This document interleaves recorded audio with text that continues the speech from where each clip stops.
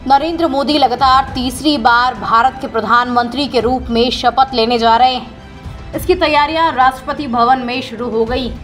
रविवार शाम 7:15 पर राष्ट्रपति भवन में शपथ ग्रहण समारोह शुरू होगा। इस वक्त सबसे बड़ा सवाल है कि मोदी 3.0 कैबिनेट कौन कौन शामिल होगा।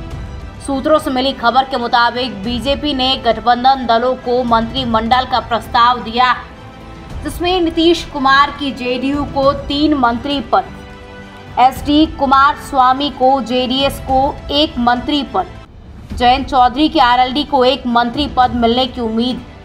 इसके साथ ही अपना दल को 1 मंत्री पद, शरद पवार के एनसीपी को भी 1 मंत्री पद मिलने की संभावना है। इस बात के भी कयास लगाए जा रहे हैं कि शिवसेना को भी 1 मंत्री पद दिया जाएगा।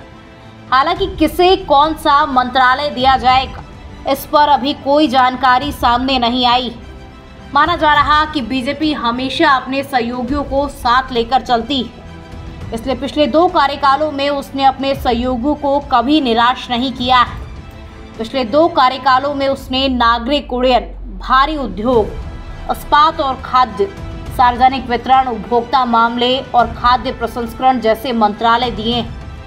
लेकिन तब और अब की स्थिति में फर्क है, इसलिए इस बार बीजेपी के सहयोगी बड़े मंत्रालय लेने के मूड में है, इसलिए वो भी इस मौके को भुनाने की कोशिश में है। इस वक्त भी प्रधानमंत्री नरेंद्र मोदी के आवास पर अहम बैठक चल रही है। इस बैठक में गृह मंत्री अमित शाह और राष्ट्रीय अध्यक्ष जेपी नड्डा शामिल हैं। सूत्रों की माने तो मंत्रिमंडल को लेकर के भी इस बैठक में चर्चा संभव। खबरों की माने तो टीडीपी और जेडीयू ने अपनी मांग बीजेपी के सामने रख दी। इधर सुनने में आ रहा है कि कर्नाटक में सिर्फ 2 लोकसभा सीटें जीतने वाली जनता दल ने भी मंत्रालय की मांग कर दी।